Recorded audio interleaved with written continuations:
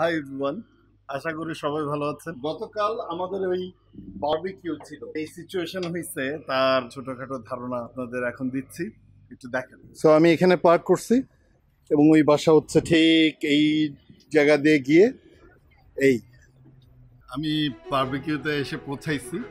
But দুইটা রিজনে বারবিকিউটা আসলে ওইভাবে সাকসেসফুলি লাইভ করা যায় নাই। নাম্বার ওয়ান হচ্ছে খারাপ নেটওয়ার্ক, সেকেন্ড হচ্ছে বৃষ্টি হচ্ছে। তারপরে আমি কিছুটা ভিডিও করার চেষ্টা করব। আসলে বৃষ্টি হবে আমরা জানতাম, কিন্তু ওদের এই জায়গাটা এমন মানে একটা জায়গা ছিল যে এতটাই ছোট ছিল জায়গাটা যে ওখানে ওই আমরা যেই তাঁবু খাটাইতে পারি ওইটাকে আমরা গেজিবো ডাকি, তাঁবু খাটানোর জায়গা আসলে পাওয়া যায়। যতটুকু আমরা পার্সি করছি, বৃষ্টি শুরু হয়ে গেছে, আমার লাইভ করার ইচ্ছা ছিল। ওখান থেকে শেফকে কিছু কোশ্চেন করতাম, যে কোশ্চেনগুলো আপনারা ইউটিউবে করছেন, কেউ কেউ ফেসবুকেও করছেন, কেউ কেউ ইনবক্সেও করছেন। ওখানে নেটওয়ার্ক ছিল না, একদমই না। আমি একটা সিঙ্গেল ছবি আমাদের বসকে পাঠাইতে চাইছি, ওই ছবিটা আপলোড করতে 15 মিনিট লেগে গেছে, দেখি যে আপলোড করতে পারি না। ভিডিও করছি, শেফকে অনেক কোশ্চেন করছি, শেফ অ্যান্সার দিছে, স্বভাবতই লিক ইংরেজিতে সব কিছু অ্যান্সার দিছে। আমি আপনাদেরকে ওইটা প্লে করে দেখাচ্ছি, সে যেই কোশ্চেনে অ্যান্সার দিছে, এবং আপনারা দেখেন। এরপরে আমি আপনাদেরকে যথাসম্ভব হুবহু হয়তো আমি সেটা ট্রান্সলেট করতে পারবো না, কারণ এই মুহূর্তে আমি ভিডিওটা দেখতে পাচ্ছি না। বাট যতটুকু আমার মনে পড়ে আমি আপনাদেরকে তার একটা ধারণা বাংলায় দিয়ে দেবো। আর ইন ফিউচার তো এইগুলি নিয়ে আবারও কথা হবে। আপনারা তাহলে বারবিকিউর একটা বি রোল দেখেন, বারবিকিউ সেট আপ, রান্না বান্না সব কিছু, এটার একটা সিকোয়েন্স, প্লাস শেফ যে আপনাদের কিছু কিছু কোশ্চেনের অ্যান্সার দিচ্ছে। যতগুলো কোশ্চেন আমার মনে ছিল, কারণ তখন ক্লায়েন্টের সামনে আমরা ফোন ইউজ করি না, আমি তখন ফোন বের করেও কোশ্চেন করতে পারিনি। যতগুলো কোশ্চেন আমার মাথায় ছিল আমি ওনাকে জিজ্ঞাসা করেছি, উনি অ্যান্সার করেছেন। তো আপনারা এটা দেখেন, ভিডিওটাও এনজয় করেন, দেন আমি ফিরে আসছি মূল ভিডিওতে।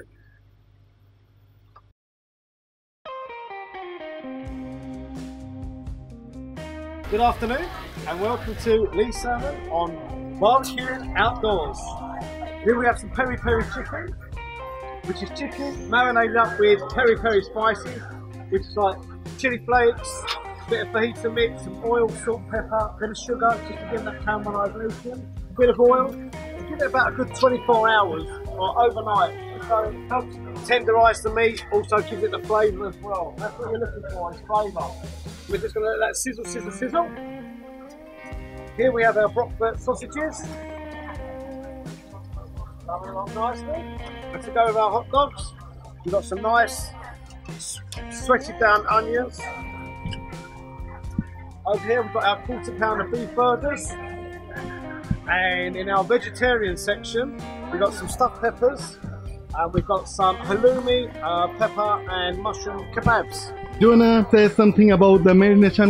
You said already about the chicken, and this is the beef. So the beef burger, from your butcher, 100% pure minced beef.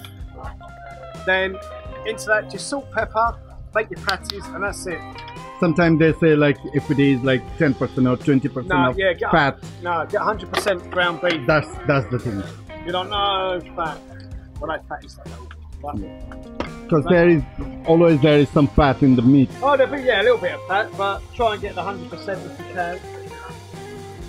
Yeah, you can get about 80%, can't you?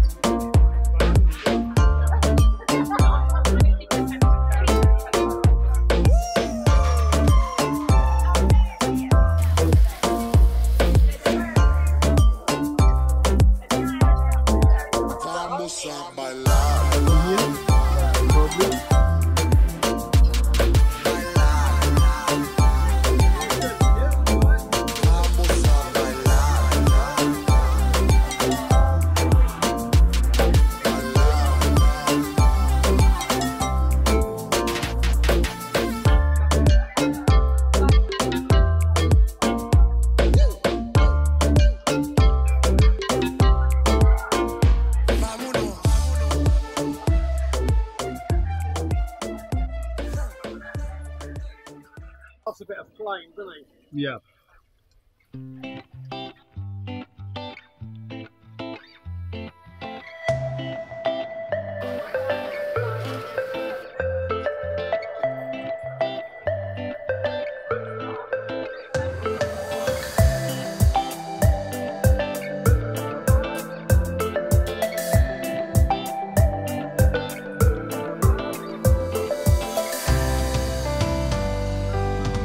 Hi Lee, are you alright? Very good. Today we're doing a barbecue for Sophie's birthday. So we have on the menu peri peri chicken, £1/4 of beef burgers, bratwurst sausages with onions. In here we have some stuffed peppers, and this is the halloumi and red pepper mushroom kebabs. And then behind you, burger buns, some salad, cheese for the burger, coleslaw, potato salad. Asking about how long we should marinate the meat. At least 24 hours. At least 24 hours. আমরা marinate করি, এটা minimum 24 hours marinate করতে হয়। Struggle করতে হচ্ছে, বৃষ্টি হচ্ছে, আমি ছাতা নিয়ে এই যে আমার ছাতা উল্টে গেছে। সরি। এখানে কিছু পটেটো সালাদ আছে, এখানে কিছু কোলস্লো আছে, আর এখানে নর্মাল সালাদ, আর এগুলি সব বার্গার সস, এখানে বার্গার বন, সব কিছুই সিল করা। So let's get back to Lee. Hello viewers, how are you? So as you can see, a nice bit of coloration on the halloumi. Some people call it burnt, we call it caramelisation. And here we have some caramelised sausages, caramelised burgers, and caramelised peri peri chicken.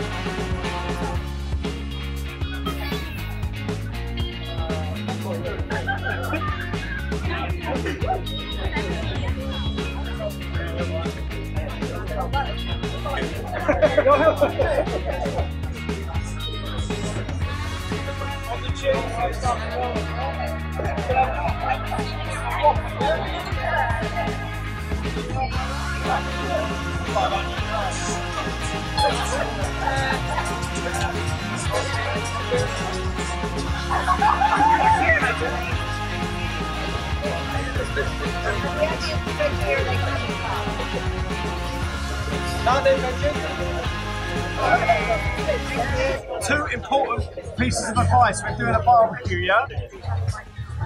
Always check, especially on chicken, that it's cooked all the way through, yeah? And the second most important thing is, when you pick up a tongue, always do the tongue test.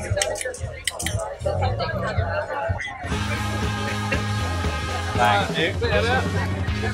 Yeah. In both, yes? Yep.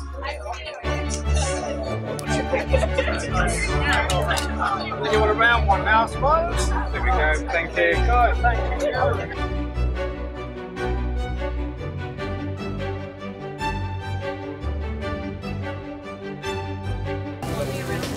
There you go. Thank you.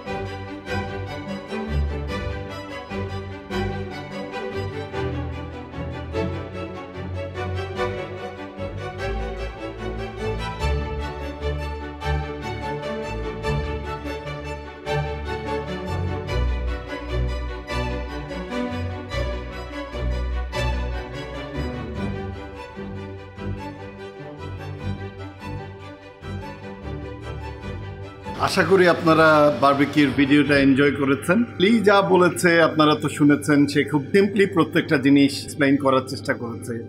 অনেক সময় দেখা যায় যে আস্ত খাসি, ভেড়া এটা ওরা এই আগুনের উপরে রোস্ট করে, তো এটা একটা শিকের মধ্যে ওই জিনিসটাকে সেট করা হয়, মশলা দেওয়া হয় এবং তারপর এটা রোটেট করতে থাকে। ওই যেভাবে চিকেন গ্রিল হয়, চিকেন যদিও ডিরেক্ট ফ্লেমে অনেক সময় গ্রিল হয়, অনেক সময় দেখা যায় যে ওরা হয়তো এক ধরনের হিট জেনারেট করে। ডিরেক্ট ফ্লেমটা অনেক সময় রিস্কি হয়ে যায়। ডিরেক্ট ফ্লেম মানে হচ্ছে সরাসরি আগুন, অনেক সময় এগুলি ব্লাস্ট হয়, অ্যাক্সিডেন্ট হয়।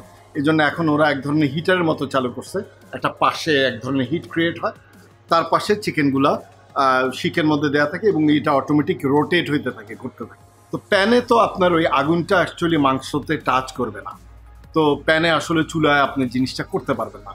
আপনাকে এমন একটা রিসোর্সেস লাগবে যেখানে আপনি সরাসরি আগুন।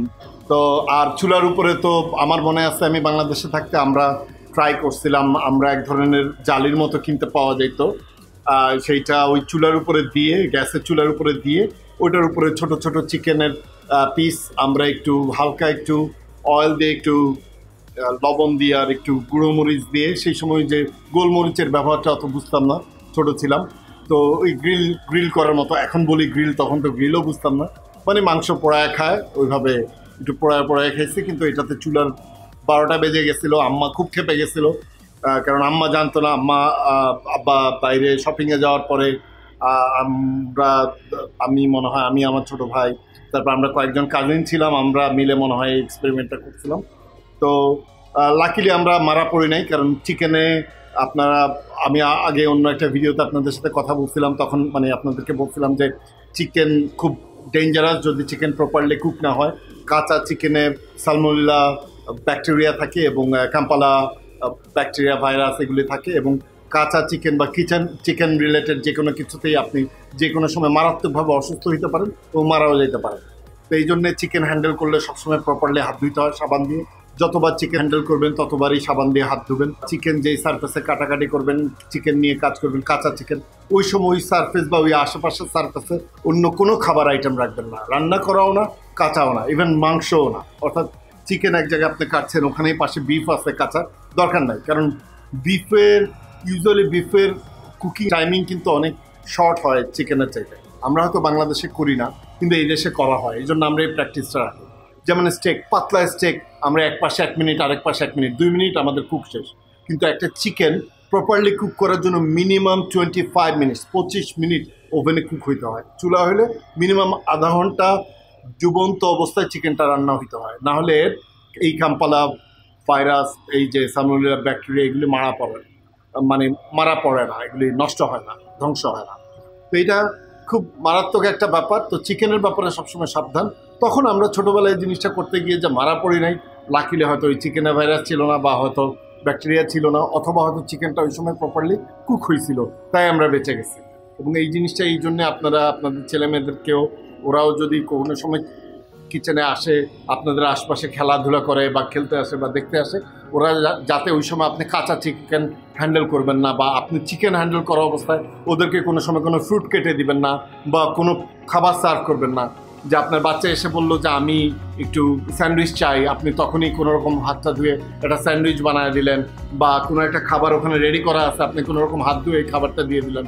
বা মনে করলেন যে আমি একটু আগে আপনারা যেমন দেখছেন আমি হ্যান্ড গ্লাভস পরে কাজ করছিলাম, হ্যান্ড গ্লাভসটা খুলে নিয়ে আপনি বের করে একটা খাবার বের করে দিলেন, বা তাকে বেড়ে দিলেন, বা তার প্লেটে তুলে দিলেন, এটা করবেন না। ওই হ্যান্ড গ্লাভসগুলো ছিঁড়ে যাইতে পারে খুব সহজে, নখের সামান্য একটু খোঁচায় হ্যান্ড গ্লাভসগুলো ছিঁড়ে যায় এবং ওই ভাইরাস ঢুকে যায়, যে কোনো একটা আঙুলে বা যে কোনো হাতে চলে আসতে পারে। সো চিকেন হ্যান্ডেল করার সময় সবসময় সাবধান। আমি আমার প্রত্যেকটা ভিডিওতে বারবার আপনাদেরকে বলি, চিকেন হ্যান্ডেল করার সময় আপনারা এই বারবিকিউ ভিডিওতেও বোধহয় এই অংশটুকু দেখেছেন, আমার শেফ দেখাইছে যে একটা জিনিস সবসময় মনে রাখতে হবে, ওই যে অংশটাতে সে দেখাইছে যে চিকেনটা কুক হয়েছে কিনা। সবসময় চিকেনটা কেটে পরিষ্কারভাবে ভিতরে দেখতে হবে যে লাল দেখা যায় কিনা, প্রপারলি সাদা কিনা যখন বারবিকিউ করবেন। ওই চিকেন এই জিনিসটা, বা চিকেনটা নামায় নিয়ে একটা প্লেটে বা কোথাও নামায় নিয়ে কেটে পরিষ্কারভাবে দেখা যে কোনো রানি ব্লাড অর্থাৎ কোনো পিঙ্ক ওয়াটার দেখা যায় কিনা।